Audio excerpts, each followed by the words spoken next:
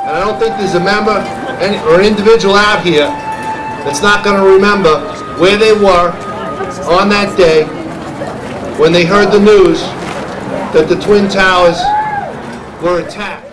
My name's Josh Sang. I'm a 21-year-old student at the University of Washington in Seattle.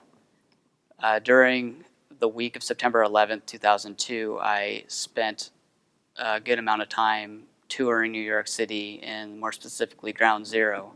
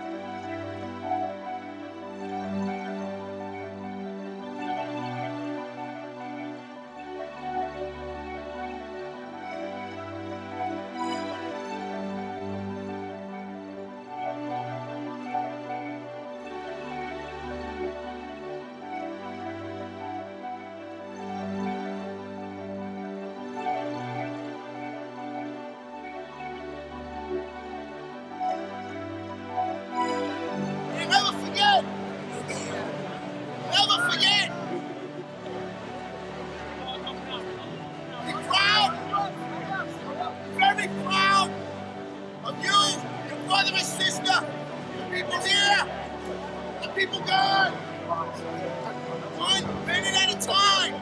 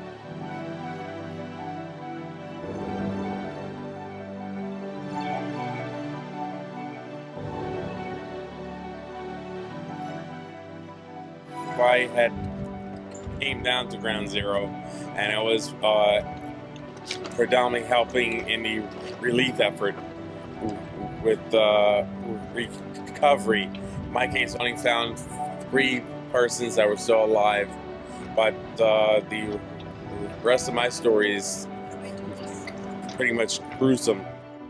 I work for Marsh McLennan on the 93rd floor. That day I was really going to, I had a doctor's appointment, and I was on my way in when the first plane hit. So I lost 285 employees, co-workers. So I miss them. I still cry. And I can't believe that the buildings are down now.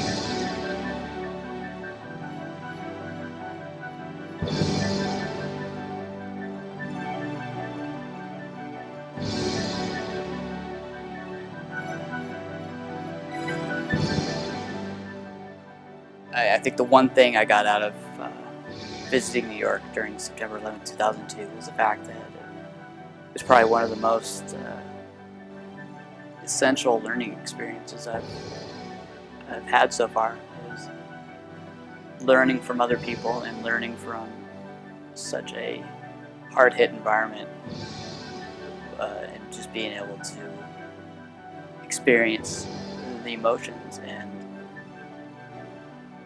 everything that had gone on in that city for the days prior to that anniversary, and the day after and the day of. It was just such a great learning experience for me. I don't think I'm a very sheltered person back home in Seattle, but I do think that visiting that city and visiting that site definitely opened my eyes up to the world and has made me appreciate life much more.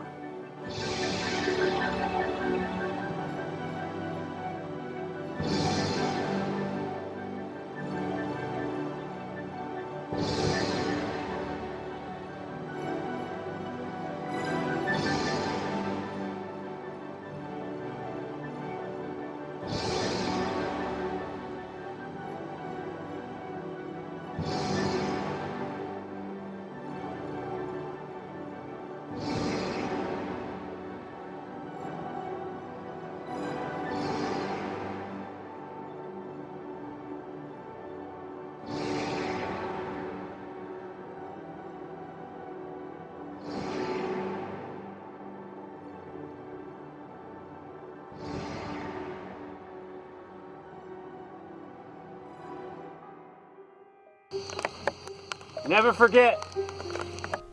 Never forget. Never forget. The most sobering, the most serious discussion I ever had with students in my entire career, and I've been teaching 50 years, was the day after 9/11. The students would have questions. Some people would have comments. Everybody listened intently and respectfully to what everyone had to say. Tremendous, serious thinking went on that day as to what happened on 9/11. Someone who was deeply affected by that was one of my students, and he did a great job in Windsong with us. It was John Blair. And John Blair was so moved that he joined the military, and he wanted to do something. And in Iraq, unfortunately, John was killed. And I can remember that his funeral procession passed right down Ardmore Road, right past Elmhurst, and the whole student body was out along the road. And David, my friend David McInnes, and I went out with the students wondering, how are they going to respond, how are they going to react. And as the funeral procession went by, they stood in absolute silence with great respect. And one by one, starting on the south end, as the funeral procession passed by, they would raise their fist in honor and respect for Jonathan Blair. I can remember vividly, just like an instant replay, John's mother hanging out the limo window saying, "Thank you, thank you, thank you," as tears streamed down her face. Another person about that time who was also killed, was David Sanchez. And what tremendous young men, both of them. And there was a bench that was created for both of them right on Ardmore Road, right in front of the school, close to the U.S. flag there. And Hanson's even planted a nice pine tree there. And once school was closed, both of those were moved. Never forget. Never forget.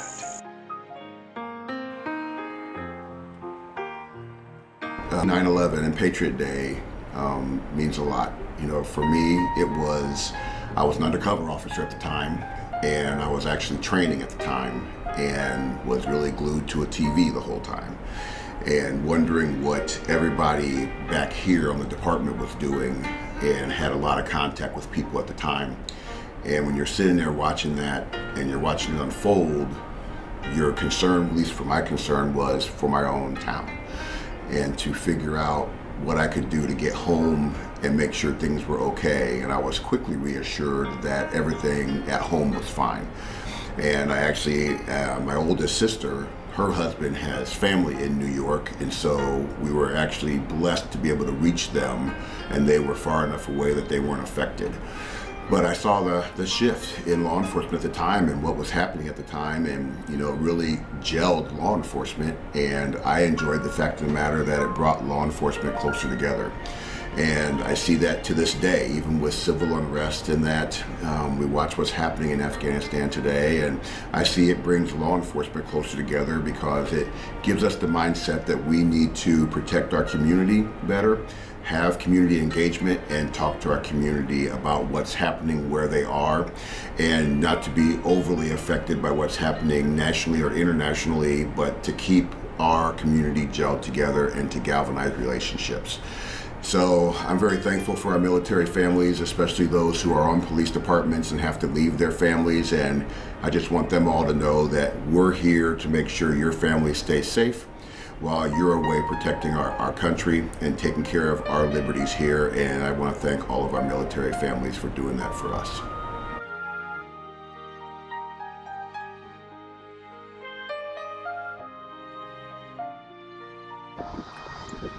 So the question is, what's it mean to be a fireman, right? So September 11th, 2001, I probably couldn't have told you where the fire stations were in Fort Wayne. Yeah, in reality, I definitely couldn't. And there was one about 6 blocks from my house. Really had no connection to the firemen on September 11th, but the movement of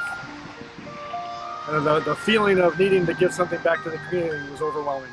I had lots of conversations with lots of friends about, what is it too late to join the military? Is it, what on earth can we do to somehow be part of this and kind of lift our weight, So I came to my friend and my employer at the time, and I told him, hey, made a decision, I'm going to go be a fireman. He said, that's great. It's great. Where are you going to volunteer? I said, no, I'm going to go be a fireman. I'm going to go kind of make that my thing for a while. And so obviously a little bit dumbfounded he was losing an employee, but 100% understood the need, the kind of compulsion to give back to the community. And, so then I became a firefighter. And I still didn't know what it meant, really, to be kind of the respected pillar of the community, that when all else fails, people call you. When a doctor can't doctor anymore, they call the firefighters. When a construction company fails, they call the fire department. When a river floods, they call the fire department. It's not just a fire, right? So you really do kind of learn that the community just needs somebody to give them some kind of answer. It doesn't even have to be the right answer all the time. There's some kind of answer, right? And I think that's what we looked at on 9/11. We looked at the firefighters as the kind of the authorities that were there to make everything okay. So the day that I saw the first plane crash on TV, The first thing I thought was that was a horrific accident. And then the next thing that came to my mind was I wondered if that was intentional. Just because it's a plane hitting a building that large, this seems very unlikely. This crossed my mind. And then a few minutes later, when the second plane hit, that just changed everything. None of it made sense anymore. I could deal with the one plane. I put logic behind it, what happened. But when the second plane hit, I wasn't quite sure how to process that information. And it was scary. Not having experienced anything like that before in my lifetime. You read about things in history books, and it's just not the same as visualizing something like that that actually happens in front of you. And it was scary. I was in an EMT class at that point, working my way up to a paramedic. I just started working for Noble County Hospital, which was soon to become Parkview Hospital. And there was a lot of activity that day. People were trying to adjust. Nobody knew what was going to happen. Everybody was scared. And they were trying to make plans for things that they didn't know what they were planning for, but they wanted to be prepared. And it's kind of a challenge not having that experience in anything. And it was a lot of work. It was very stressful. Nobody knew what was going to happen next. Our training had picked up at that point, and scheduling, they put more people on staff because they didn't know what was going to happen, and they were assuming that things were going to go south for us. My kids, all three of them were in school. And I was trying to figure out in my head how I was going to deal with that at that point, not knowing what was going to go on. And then the thoughts of war, when you heard all the announcements on TV, I was concerned that we were going to be in a war, a major war, and not just retaliating, but trying to defend ourselves. Trying to understand how somebody was able to get through our defenses and do so much damage. And then hearing all the other reports throughout the day of other potential terrorist activities. I think everybody thought that anything out of the norm was potentially a terrorist activity. It's just one of those experiences that you'll never forget. Several people that were with me at that point in time watching TV were very upset. The females were crying. I think most of that was just because we just didn't know. We couldn't process that information. We just didn't know what it was. It really changed everything that day for a lot of first responders, medical facilities. It was all about preparedness at that point, and everybody was trying to make a plan for something. We didn't know what it was. I think within the first week, we had seasoned paramedics had volunteered to go help in New York. And I know they sent a crew of 4 people up there. More wanted to go, but we still have responsibilities at home. Other people that we had to take care of. It was a challenging time. The stress that comes with the not knowing and seeing all the people that were killed and injured, it's difficult. It's different when you see it on TV and it's someplace that you're not familiar with and things happen and it's sad. But when you see the same thing in your backyard, that changes a lot of things for you. We got a lot stronger after that. It's still one of those things I'd never want to go through again. We upstaffed that week just because we didn't know what was going to happen. And the volunteer fire department that I was on normally didn't have anybody at night manning the station. But that first week after that happened, we had volunteers that were there So the station was open 24/7. And again, just because we didn't know what was going to happen. I remember being in the dispatch office for the sheriff's department. They were flooded with phone calls. And most of it was just people with questions. But that was overwhelming, so that overwhelmed their resources. I think everybody's resources were overwhelmed that first week. Seeing it and hearing it didn't really give you the magnitude of how bad things really were. It was just a scary time. Our local communities were better after that because we were more prepared. We had plans in place, which are still there today. Hopefully nobody will ever have to go through this again. Never forget. Never forget. Never forget.